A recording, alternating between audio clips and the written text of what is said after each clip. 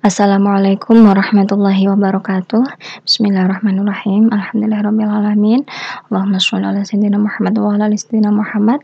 Mari kita lanjutkan materi kita ya. Kita review sebentar. Sebelumnya kita sudah mempelajari tentang proposisi ya. Lalu pernyataan majemuk yang dihubungkan dengan perangkai logika atau logical connectica. Lalu bagaimana menentukan nilai kebenaran dari pernyataan majemuk itu? Ada beberapa cara, diantaranya ada tabel kebenaran maupun menggunakan hukum logika.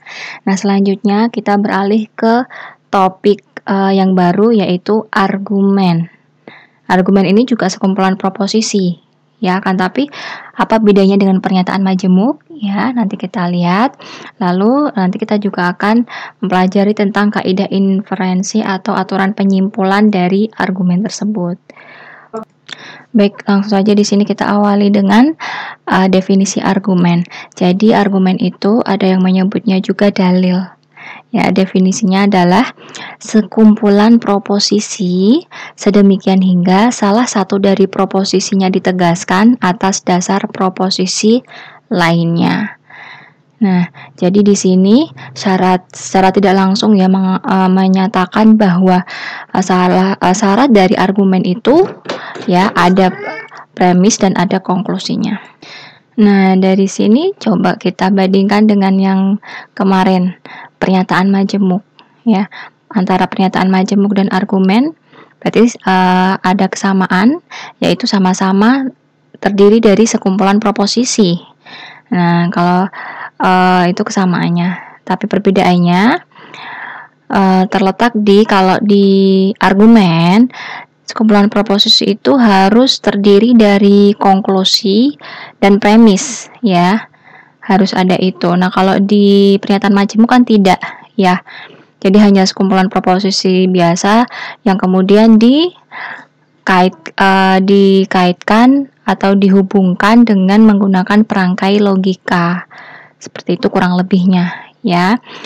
Oke, untuk selanjutnya di sini kita lihat contoh dari satu argumen.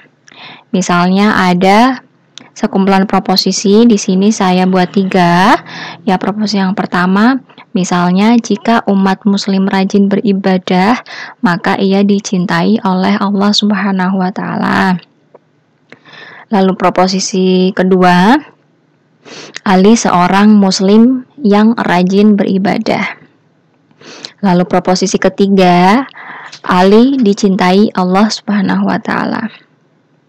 Nah, dari ini contoh ini kita bisa lihat ini adalah sekumpulan proposisi. Akan tapi bisa kita lihat bahwa pada proposisi ketiga ia merupakan konklusi atau kesimpulan dari proposisi 1 dan 2.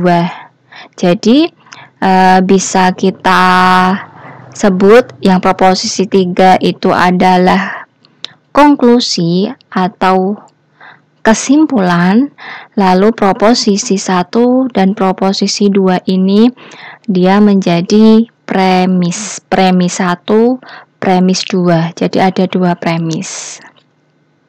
Nah, jadi proposisi 1 sampai 3 merupakan argumen karena sesuai dengan definisinya, yaitu sekumpulan proposisi sedemikian hingga salah satu proposisinya ditegaskan atas dasar proposisi lainnya.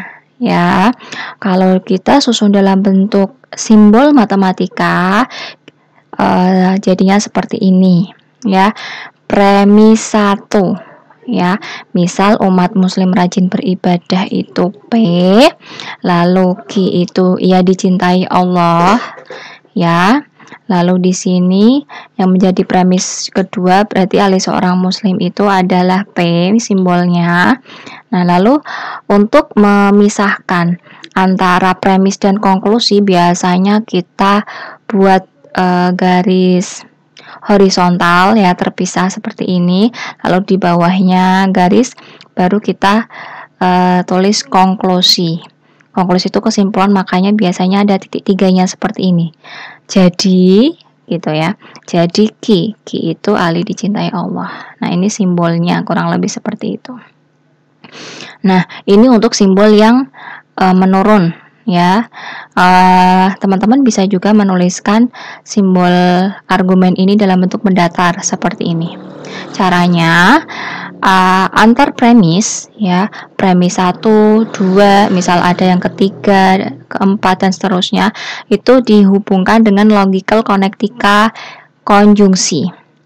Jadi pakainya premis 1 dan premis 2 karena ini hanya 2 premis. Kalau misalnya nanti ada 3 premis, berarti di sini tambah lagi dan premis ketiga apa gitu ya. Nah, di sini dituliskan premis satunya ini dan premis 2 ya. Lalu diberi kurung ini untuk memisahkan antara premis dan konklusi gitu ya.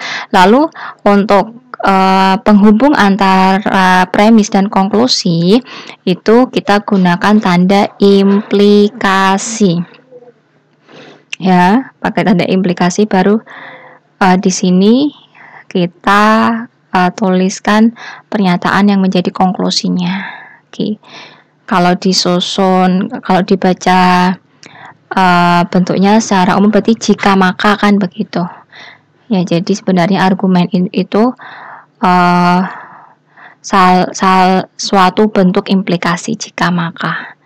Yang belakang ini konklusi, itu berarti merupakan konsekuen dari implikasi ini. Begitu ya. Lanjut. Nah, jadi di sini secara umum bentuk argumen bisa kita tulis seperti ini. P itu mewakili premis. Jadi ini premis 1, premis 2 dan seterusnya sampai premis ke N. Tidak ada batasan jumlah premis, ya bisa berapapun. Ya, lalu Q untuk konklusi seperti ini. Ini untuk simbol atau bentuk umum argumen yang penulisannya menurun. Jadi premisnya antar premis nulisnya menurun ke bawah seperti ini, baru kita tarik garis, lalu konklusinya jadi Q. Seperti ini, atau teman-teman bisa menyatakan simbolnya dalam bentuk mendatar seperti ini. Antar premis dihubungkan dengan tanda atau logical connectica konjungsi dan. Premis 1 dan premis 2 dan premis 3 dan seterusnya sampai premis ke N ya. Lalu dikaitkan dengan konklusinya dengan pakai implikasi jika maka. Ya, jangan lupa di dalam premis diberi kurung untuk menunjukkan pemisah antara premis dan konklusi.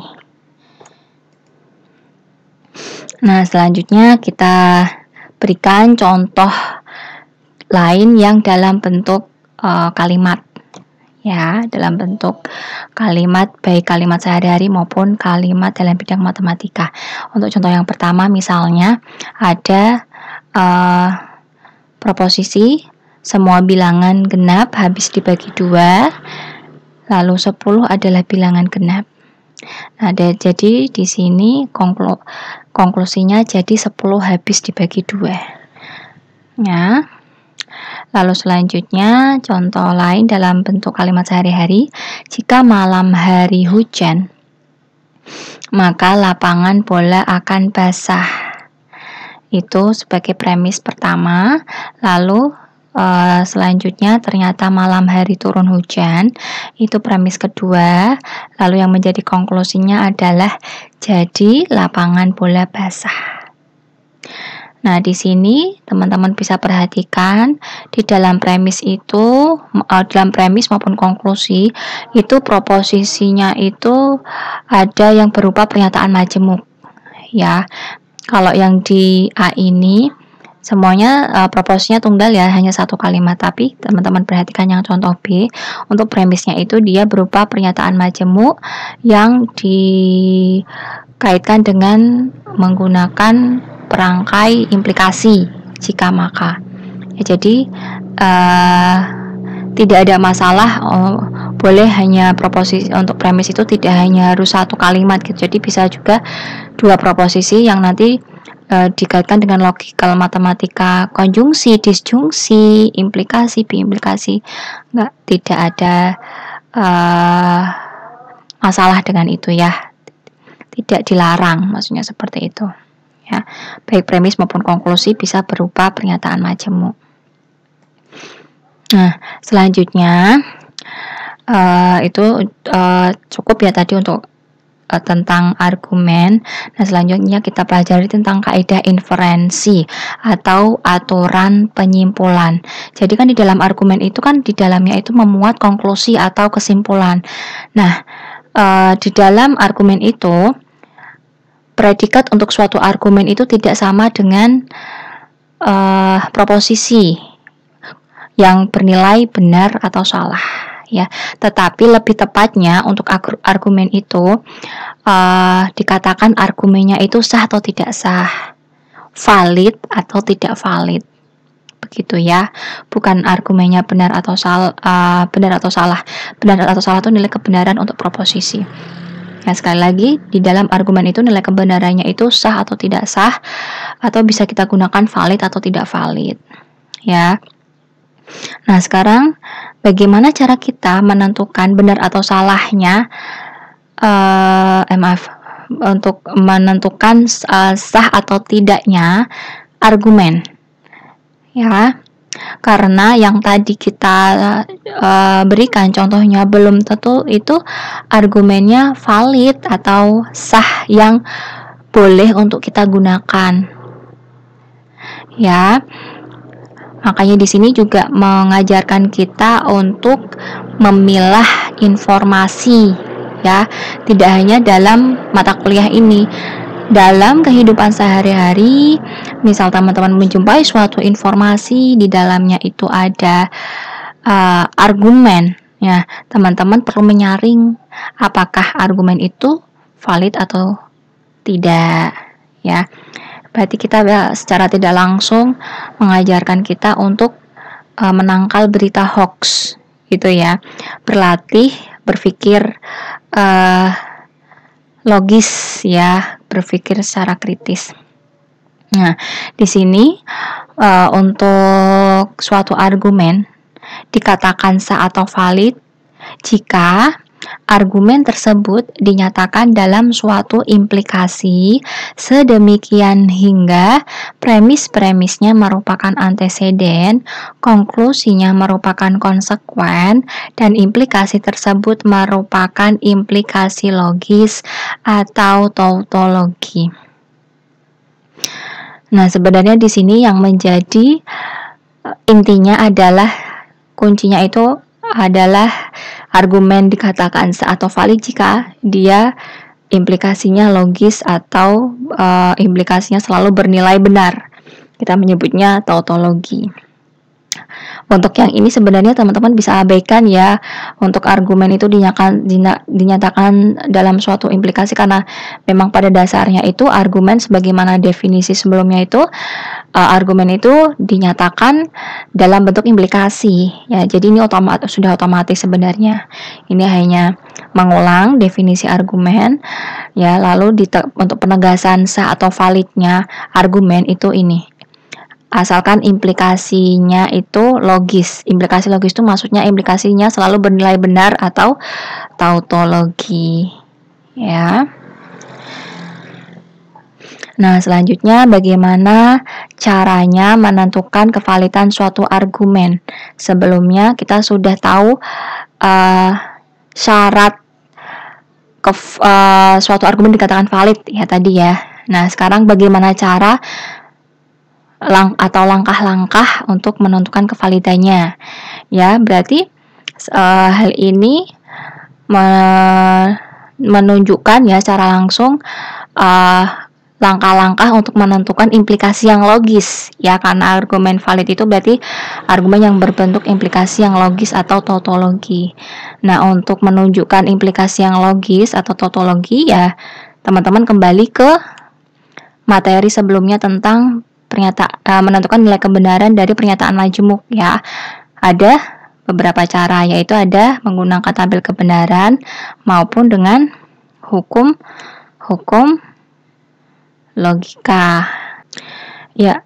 Akan tapi untuk kali ini kita akan menggunakan tabel kebenaran dan hukum lain ya, hukum tentang kaidah inferensi hukumnya. Nanti kita akan pelajari.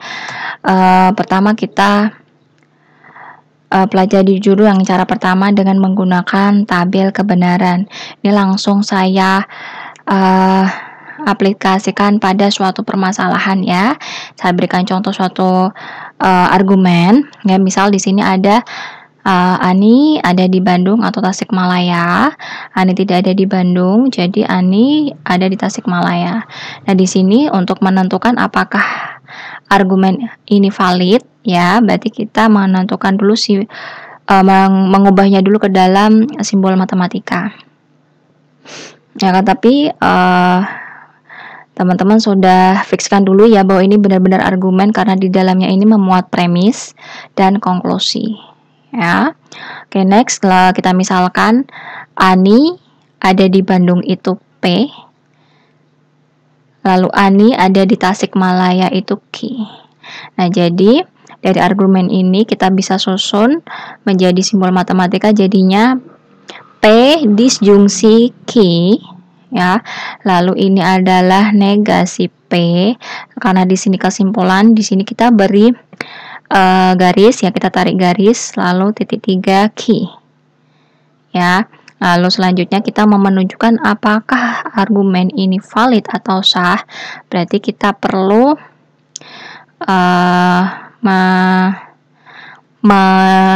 menyusun bentuk implikasinya ya. Ini selanjutnya kita ubah argumen di atas menjadi pernyataan kondisional yang berkoresponden dengan argumen tersebut dengan cara mengkonjungsikan premis-premis. Jadi tadi di sini ada dua premis, kita konjungsikan ya. Lalu hasilnya diimplikasikan dengan konklusi. Jadi argumen tadi mempunyai pernyataan kondisional yang berkoresponden, yaitu pernyataan kondisional itu di sini dalam bentuk implikasi ya. Jadi di sini premis 1 konjungsi premis 2 ya, lalu di sini implikasi dengan konklusi. Nah, pernyataan ini kemudian kita buat tabel kebenarannya. Ya, caranya seperti biasa ya, yang sudah teman-teman pelajari sebelumnya. Jika tabel kebenaran yang dihasilkan berupa tautologi atau maksudnya nilai kebenarannya semua benar ya, maka argumen tersebut dikatakan valid. Jika bukan, maka argumen tersebut tidak valid. Nah, di sini langsung ditampilkan tabel kebenarannya. Ya, dalam tabel ini menggunakannya false dan true ya. True untuk benar, false untuk salah ya. Seperti ini. Lalu untuk ini P-nya, ini Q-nya, lalu ini nilai kebenaran untuk disjungsinya. Lalu di sini negasi dari P, ini P-nya ya, ini P-nya, negasi P-nya. Lalu di sini untuk Q-nya sama dengan yang ini. Lalu di sini bentuk dari implikasinya. Jadi dari sini ya, ini diimplikasikan dengan ini ya, ini diimplikasikan dengan ini, nanti ketemunya semuanya true. Jadi karena tabel kebenaran yang dihasilkan berupa tautologi, maka argumen di atas valid.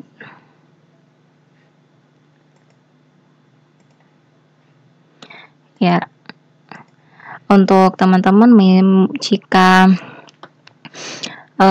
tabel kebenaran seperti ini bingung, teman-teman bisa menyusun sendiri tabel kebenaran dengan format sebagaimana yang kita sudah pelajari sebelumnya. Hasilnya juga akan sama ya. Oke, saya rasa tidak ada masalah ya, mudah ya. Kita lanjutkan ke menggunakan cara yang kedua. Untuk yang cara dua ini kita menggunakan hukum-hukum, akan tapi hukum-hukum yang berbeda dari yang hukum hukum logika yang sebelumnya tentang proposisi atau pernyataan majemuk. Ya, di sini kita menggunakan hukum-hukum kaidah inferensi atau aturan penyimpulan yang sering digunakan. Ada beberapa hukum yang sering digunakan. Di sini salah satunya adalah modus ponens. Kita sebut dia itu hukumnya hukum modus ponens. Hukum modus ponens ini bentuknya seperti ini. Premis 1 berupa implikasi, ya. Lalu premis 2-nya P, ya. Lalu nanti bisa kita simpulkan Q. Ini merupakan contoh argumen, ya, yang sering digunakan, ya, yang kemudian menjadi hukum. Nah, di sini tentu kalau mau kita pakai untuk menjadi hukum, seharusnya kita buktikan dulu kebenarannya. Ini benaran boleh digunakan tidak? Berarti secara tidak langsung kalau kita menggunakan argumen itu boleh digunakan tidak, berarti kita perlu menunjukkan dulu ini valid, ya, baru bisa kita gunakan. Nah, di sini langsung sudah saya sajikan tabel kebenaran untuk modus ponens. Caranya masih sama, ya, aturannya sama, antar premis dikaitkan dengan konjungsi, ya. Nah, di sini untuk premis 1, ya, ini premis 1, lalu ini menjadi premis 2 dikaitkan dengan konjungsi, ya. Lalu di sini kita cari implikasinya. Dan ternyata implikasinya logis, berarti dia tautologi, yang berarti kesimpulan ini valid atau sah. Jadi boleh kita pakai dan kita jadikan hukum untuk menentukan kevalidan argumen yang lain yang lebih kompleks, gitu maksudnya. Dan di sini saya berikan juga untuk contoh kalimat yang menggunakan modus ponens, ya. Jika seorang muslim rajin beribadah maka ia dicintai Allah. Di sini berarti P dan di sini Q. Lalu premis keduanya itu P. Lalu jadi kita bisa simpulkan Ali dicintai Allah Subhanahu wa taala. Ini adalah argumen yang valid atau sah. Itu ya. Selanjutnya hukum yang juga sering digunakan yaitu modus tollens. Ya, untuk modus tollens ini bedanya terletak pada sini, ya, premisnya. Untuk premis kedua ini dia negasi Q. Nah, lalu yang bisa kita simpulkan adalah jadinya negasi P. Ya, untuk tabel kebenarannya seperti ini. Dengan cara yang sama nanti kita peroleh bentuk implikasi dari premis dan kesimpulannya itu berupa tautologi.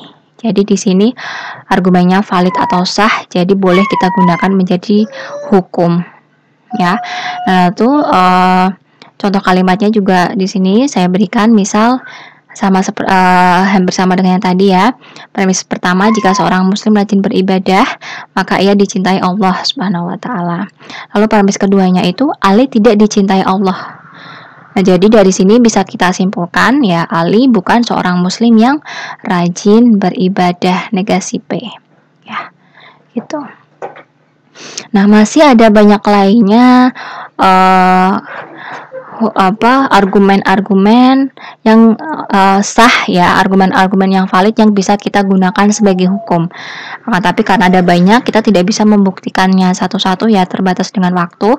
Jadi langsung saja di sini langsung saya sajikan macam-macamnya. Ya, silakan teman-teman bisa sebagai bahan latihan untuk membuktikan masing-masing dari hukum ini. Ya, yang tadi yang sudah kita buktikan kevalidannya itu ada modus ponens dan modus tollens, ya. Ternyata masih ada hukum lain yang banyak, ya, ini, ya. Ini diantaranya, ya, ada silogisme, destruktif silogisme, ya, konstruktif dilema, dan lain sebagainya. Mungkin teman-teman ada modul atau sumber lain yang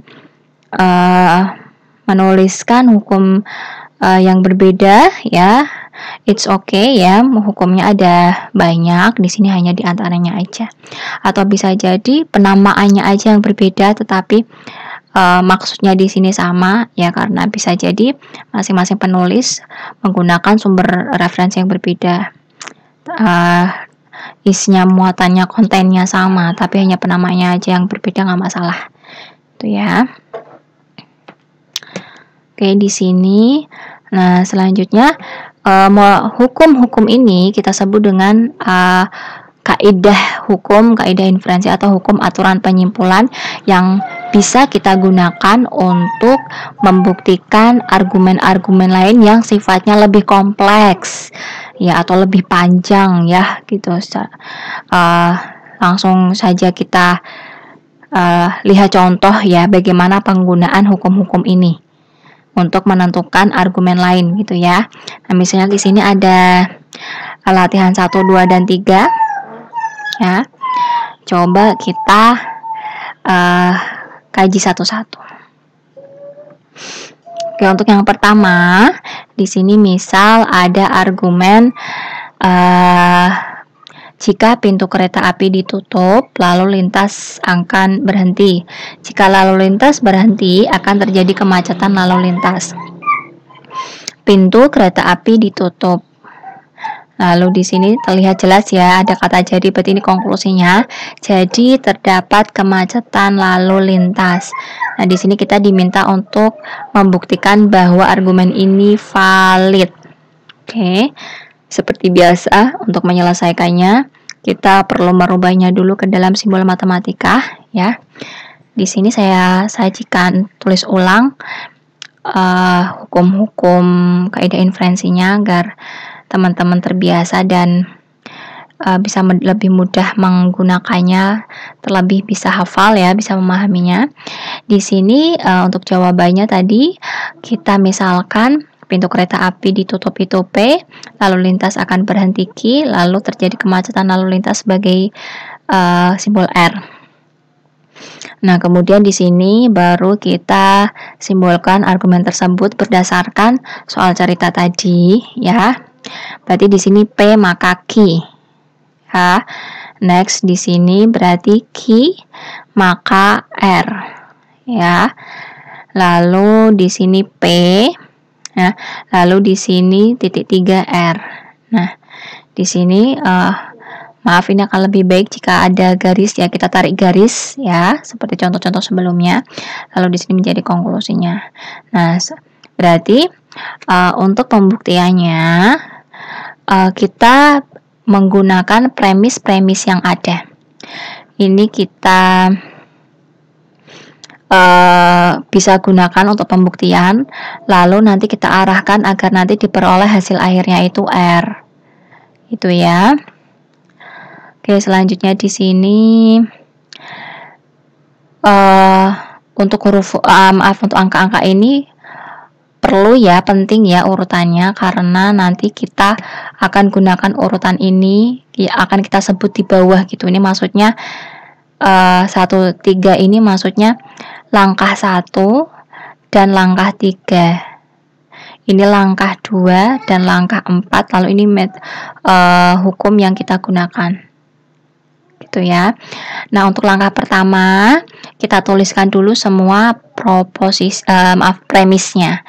Ini premis pertama, premis kedua, premis ketiga. Ya, jadi ini saya rasa nggak ada masalah karena hanya tinggal menyalin aja. Ya. Premis 1, premis 2, premis 3. Lalu di sini kita dari premis-premis yang ada kita bisa menyimpulkan Q dulu sebelum klik ke R. Kok bisa kita simpulkan Q? Nah, di sini diberi penjelasannya. Kita bisa menyimpulkan Q dengan cara kita menggunakan langkah 1 ya. Berarti langkah 1 yang ini. Lalu langkah 3 berarti yang ini. Lalu menggunakan MP atau MP itu berarti modus ponen ya, berarti yang ini dan ini menggunakan modus ponen. Kita perhatikan P premis 1 PQ lalu P ya, dilihat modus ponen PQ lalu P. Nah, berdasarkan modus ponen kita bisa simpulkan Q yang ini. Berarti benar ya, kita simpulkan Ki dengan menggunakan modus ponen. Itu ya. Lanjut.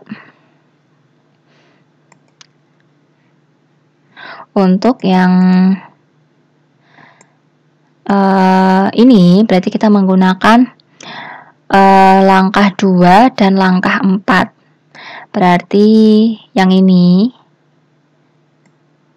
dan ini. Ya. Jika QR maka Ki. Nah, di sini kesimpulannya apa? Oh, di sini 2 dan 4 menggunakan modus ponen. Berarti sama ya di sini, teman-teman, jangan bingung hanya karena beda huruf ya. Yang penting konsisten. Berarti di sini QR ya, lalu di sini Ki, berarti bisa kita simpulkan di sini R. Jadi diperoleh R dengan menggunakan modus ponen pada langkah kedua dan 4.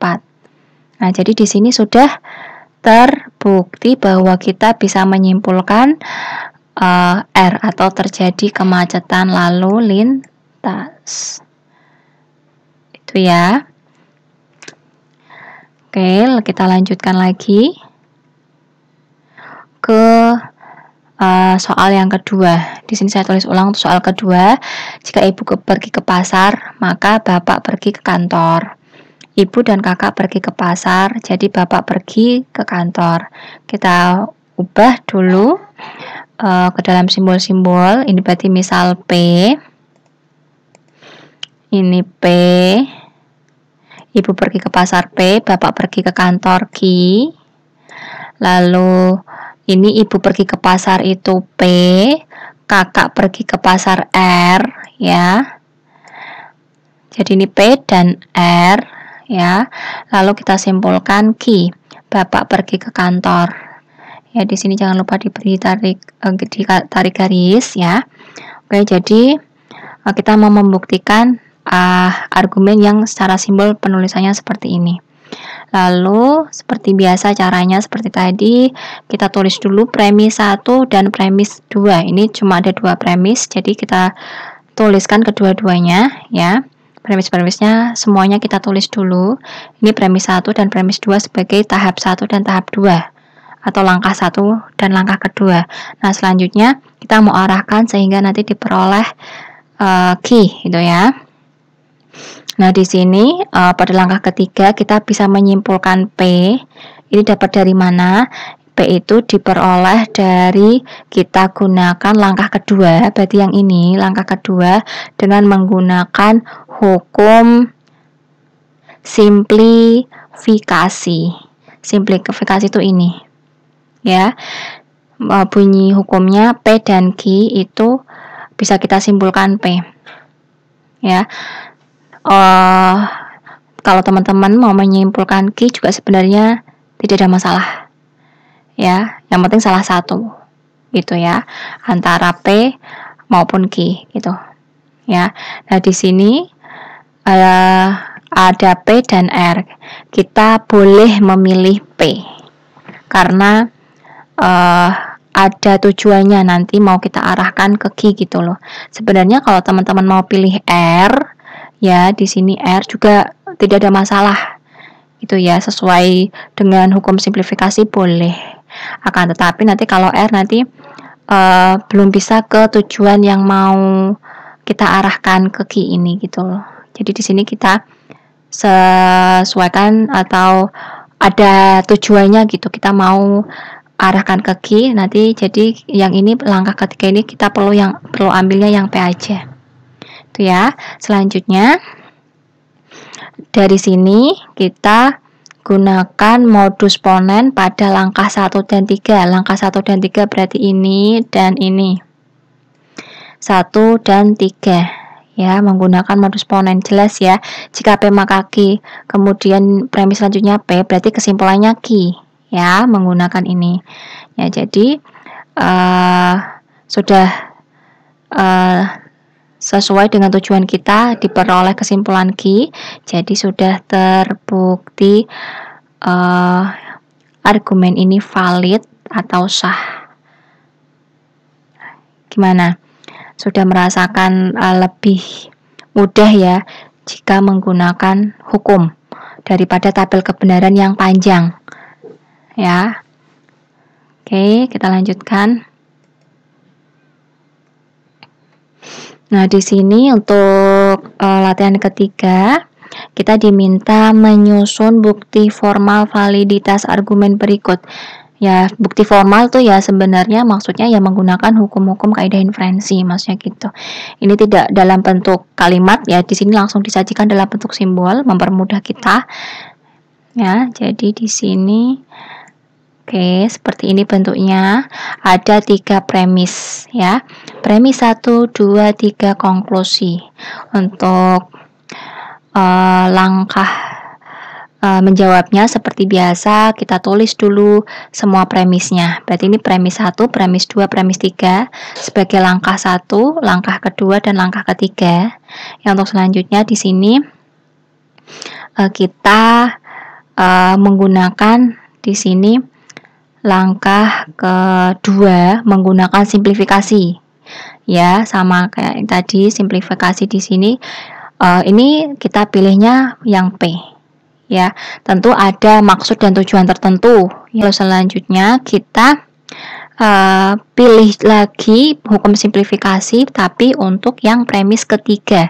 Di antara Q dan T ini kita pilih yang Q, gitu ya. Kalau ada yang tanya lagi, ini kok kenapa yang dipilih Q, kenapa nggak T? Itu insting ya, insting. Sekali lagi kita mau ada arah dan tujuan, ada maksudnya, mau kita bawa kemana. Insting akan keluar kalau kita sering latihan ya.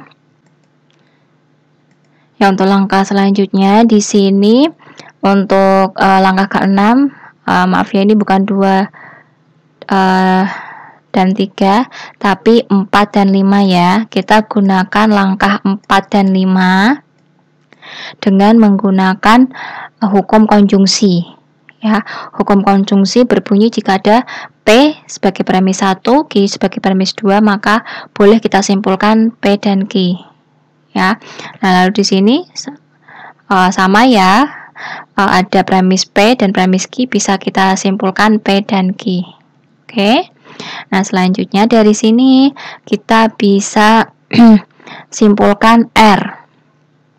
Ya, R ini diperoleh dengan menggunakan langkah 1 dan 6. 1 dan 6 tuh ini dan ini. Dengan menggunakan modus ponen. Jadi untuk modus ponen ini untuk antecedennya ya. Anteceden itu yang sebelah kiri dari bentuk implikasinya, itu kita misal jadikan satu kesatuan ya, jangan terpisah ya. Nah, di sini P dan Q, misal di sini S ya, S maka R. Lalu di sini langkah ke-6-nya berarti S ya, karena kita misalkan S itu P dan Q. Nah, jadi di sini berdasarkan modus ponen, jika ada bentuk seperti itu, maka di sini simpulannya adalah Q. Ya, di sini pada soal adalah R. Berarti di sini bisa kita simpulkan R. Itu ya.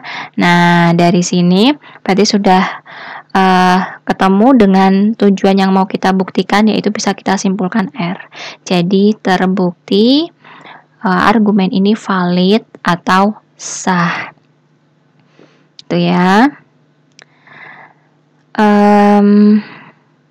Semoga beberapa latihan ini bisa memberikan lebih banyak pemahaman. Kuncinya teman-teman banyak melakukan latihan. Itu ya. Tapi tadi belum saya sampaikan, saya pertegas lagi ya teman-teman, bahwasanya bisa jadi jawaban langkah-langkahnya masing-masing individu berbeda. Akan tapi itu tidak masalah, yang penting setiap langkahnya itu teman-teman menggunakan hukum atau kaidah yang berlaku, tidak ngarang, tidak ngasal, maupun membuat hukum sendiri yang belum terbukti kebenarannya ya. Berarti ini hampir sama dengan hukum logika dulu.